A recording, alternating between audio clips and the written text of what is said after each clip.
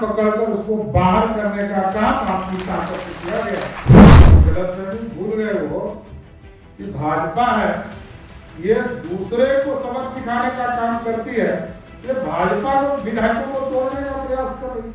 जो इस अपराध में शामिल है किसी को बख्शा नहीं जा सकता, एकदम स्वस्थ रहिए। लोग आजकल घूम घूम कर कह रहे हैं कि मेरे पिताजी ने तो माई का पार्टी बनाया और बेटा कह रहा है कि बाप का पार्टी। सांसद के चुनाव में उनकी बेटी को चुनाव में हरा दिया तो सीधे राज्यसभा भेज दिया। आयुष्मान भारत के तहत जिनको 5 किलो अनाज मिल रहा था और उसको 5 लाख तक का इलाज का भी आयुष्मान भारत कार्ड देने का काम। पहले लड़ रहे थे, आज सत्ता में है, सत्ता की हिस्सेदारी भाजपा के कार्यकर्ताओं तक पहुंचे। आपने देखा होगा स्पष्ट तौर पर हम लोगों ने विसूत्री उसको भी भंग कराया, सभी आयोग को भी रद्द कराया, क्योंकि भारतीय जनता पार्टी जो सरकार में, ठीक कहा अभी विंध्याचल राय जी की एक बात से मैं भारी सहमत हूं कि चोर दरवाजे से कुछ लोग सत्ता में आ गए थे और सत्ता से कान पकड़कर उसको बाहर करने का काम आपकी ताकत से किया गया। लोगों ने सोचा कि पैसे के बल पर हॉर्स ट्रेडिंग कराकर सत्ता से भाजपा को रोक देंगे। ये गलतफहमी भूल गए वो कि भाजपा है ये दूसरे को सबक सिखाने का काम करती है, ये भाजपा को विधायकों को तोड़ने का प्रयास कर रही है।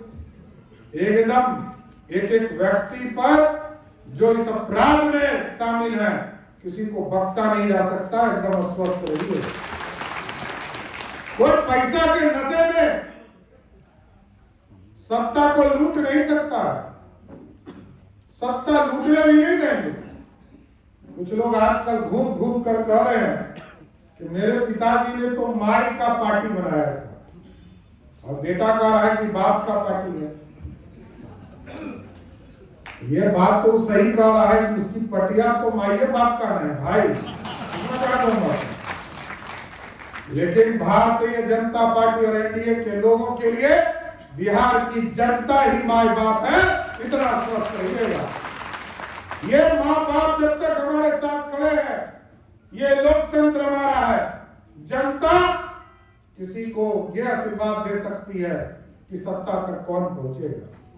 लालू प्रसाद जी कहते थे अपने राजनीति के दौर में, जब वो मुख्यमंत्री नहीं बने थे तो कहते थे कि राजा के रानी के पेट से राजा पैदा नहीं होगा, लेकिन जब सत्ता में आए तो सबसे पहला आरक्षण दिया किसको?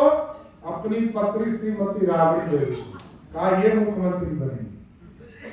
फिर कहा मेरा ये बेटा जिसने स्टेडियम में सिर्फ पानी ढोने का काम किया है, इसको उप मुख्यमंत्री बनाऊंगा।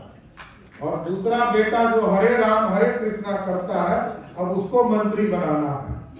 जब राम कृपाल यादव जी ने सांसद के चुनाव में उनकी बेटी को चुनाव में हरा दिया तो सीधे राज्यसभा भेज दिया। यही है लोकतंत्र लालू जी का। और भाजपा में किसी को नहीं पता है कि कल अगली पंक्ति में कौन बैठेगा। कल तक जहां सुशील मोदी जी बैठते थे, कल जहां तारकिशोर जी को पता भी नहीं होगा कि हम मुख्य धारा में मुख्यमंत्री बनकर आने वाले हैं। और मेरे जैसा व्यक्ति तो कभी सोच भी नहीं सकता। मैंने इसलिए कहा कि मेरी इस पार्टी में दूसरे मां के स्वरूप की तरह हमको सेवा दिया।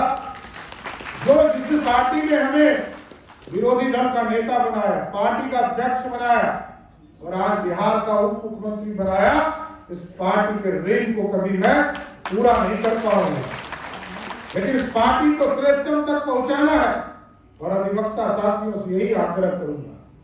ये समाज और पार्टी और सत्ता आएगी और जाएगी, सत्ता में आपके उपयोग की चीजें होनी चाहिए, इसे मैं कभी डिफर नहीं कर सकता।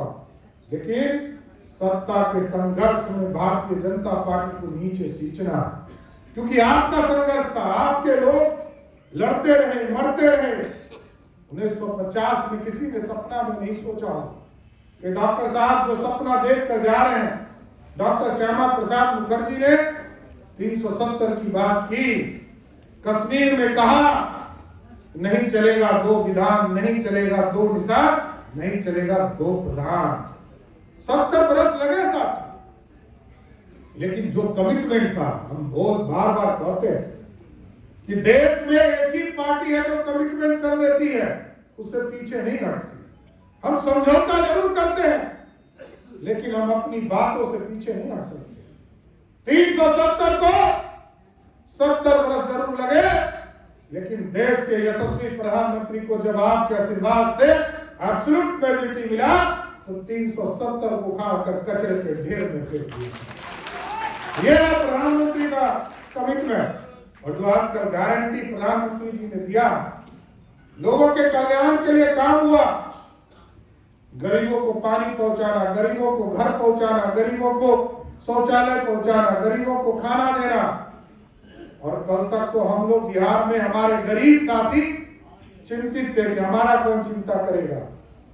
5 किलो अनाज देश के यशस्वी प्रधानमंत्री आदरणीय नरेंद्र मोदी जी दे रहे थे, लेकिन अब तो प्रधानमंत्री जी ने बिहार में, हम लोग जब सरकार में आए तो आयुष्मान भारत के तहत जिनको 5 किलो अनाज मिल रहा था, अब उसको 5 लाख तक का इलाज का भी आयुष्मान भारत कार्ड देने का काम हम लोगों ने शुरू कर दिया।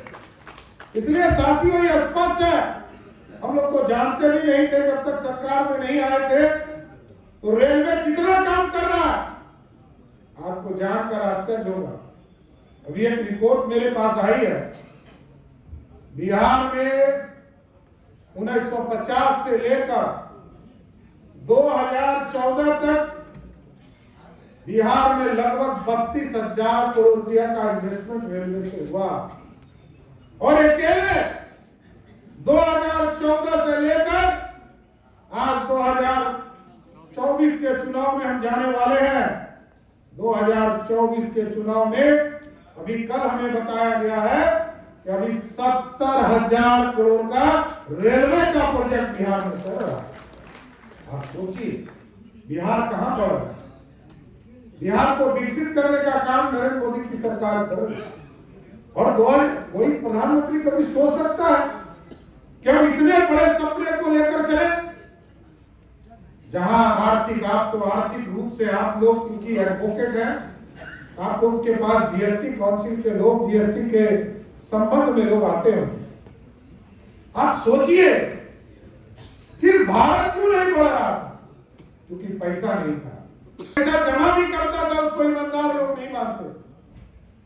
आज ठीक कहा दिनेश मिश्रा जी, 1,87,000 करोड़ रुपया महीना वसूली होती है, क्योंकि आज ठेकेदार भी काम करता है तो छड़ जहां से खरीदता है उसका जीएसटी का पैसा आ जाता है, बालू खरीदता है वहां से जीएसटी का पैसा आ जाता है, सीमेंट खरीदता है वहां से जीएसटी का पैसा आ जाता है। दुनिया में पूरे देश, जो दुनिया के देश हैं, बड़े बड़े देश, इंग्लैंड, अमेरिका, जापान, सारे के जीडीपी नीचे चल रहे हैं और हमारा जीडीपी आज भी दुनिया में श्रेष्ठ है। और आगे नरेंद्र मोदी जी के नेतृत्व में जो भारत ठंडा हो गया, कोई प्रधानमंत्री चिंता ही नहीं करते थे। लोगों ने देखा इकोनॉमिस्ट प्रधानमंत्री थे 10 साल, वो प्रधानमंत्री जी के समय लोग गर्मान्वित भी नहीं होते। लोगों को लगता था हम किस देश के प्रधानमंत्री के नेतृत्व में काम कर रहे हैं, क्योंकि जब तक श्रीमती गांधी स्पीच नहीं गाती थी तब तक तो मनमोहन सिंह बोलते ही नहीं थे।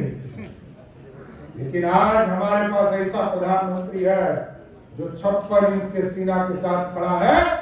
एक बार पाकिस्तानी इधर एक चिरकुटिया बम भी फेंकता है तो हिंदुस्तान के प्रधानमंत्री जी का स्पष्ट सेना को आदेश है कि एक छोटा सा बम भी फेंके, इधर से तोप का गोला फेंकने का काम करो। ये भारत कर रहा।